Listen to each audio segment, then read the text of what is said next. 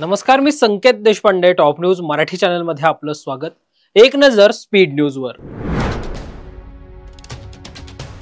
पंतप्रधान नरेंद्र मोदी आजपासून 3 दिवसीय दक्षिण आफ्रिका दौऱ्यावर. G20 परिषदेतील शिखर परिषदेच्या बैठकीला लावणार उपस्थिती. मी महाराष्ट्राची सून, वाढत्या गुन्हेगारी विरोधात लढणार, परळीमध्ये जाहीर सभा घेणार. करुणा धनंजय मुंडे यांची घोषणा. मुंढवा जमीन गैरव्यवहार प्रकरणात पार्थ पवारांवर गुन्हा दाखल झालाच पाहिजे, सामाजिक कार्यकर्ते अंजली दमानी यांची मागणी. समाजातील विकृती नाहीशी करण्यासाठी प्रयत्न करणं गरजेचं, राज्य महिला आयोगाच्या अध्यक्षा रुपाली चाकणकर यांची प्रतिक्रिया. सोलापूर जिल्हा नियोजन समितीचा निधी पालकमंत्री जयकुमार गोरेंनी थांबवला, खासदार प्रणिती शिंदे यांचा आरोप. बाबा मला मारलं असं काही जण दिल्लीत जाऊन सांगतात, माजी मुख्यमंत्री उद्धव ठाकरेंची नाव न घेता एकनाथ शिंदे यांच्यावर टीका.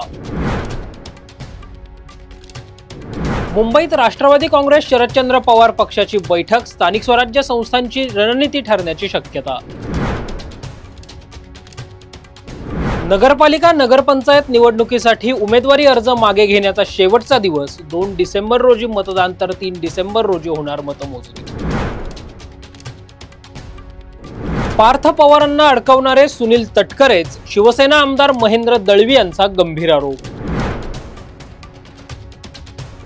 संतोष देशमुख हत्या प्रकरणातील आरोपींशी धनंजय मुंडे 47 वेळा बोलले, मराठा आंदोलक मनोज जरांगे पाटील यांचा गंभीर आरोप. पुणे म्हाडाच्या 4186 सदनिकांसाठी मोठा निर्णय, सोडतीसाठी अर्ज सादर करण्यासाठी मुदतवाढ. मुंढवा जमीन गैरव्यवहार प्रकरणात दस्त नोंदणीत अनियमितता, राजेंद्र मुठे समितीच्या अहवालातून धक्कादायक बाब समोर. नागपुरात शरद पवार गटाला मोठा धक्का, माजी गृहमंत्री अनिल देशमुखांच्या मुलाचा पक्ष सदस्यत्वाचा राजीनामा. प्रकृतीच्या कारणास्तव सलील देशमुखांनी राजीनामा दिल्याची माहिती. परिवहन मंत्री प्रताप सरनाईक यांना उच्च न्यायालयाचा दणका, रेडी मिक्स काँक्रीट प्रकल्प बंदचा निर्णय न्यायालयाकडून रद्द. अमरावतीच्या चिखलदरा नगरपालिकेत भाजपचा पहिला विजय, मुख्यमंत्री देवेंद्र फडणवीसांचे मामेभाऊ अल्लाद कलोती विजयी. टॉप न्यूज मराठीच्या टॉप स्पीड न्यूज मध्ये इथेच थांबूयात. ताज्या बातम्या आणि घडामोडींसाठी पाहत रहा टॉप न्यूज मराठी. आपला महाराष्ट्र, आपली बातमी.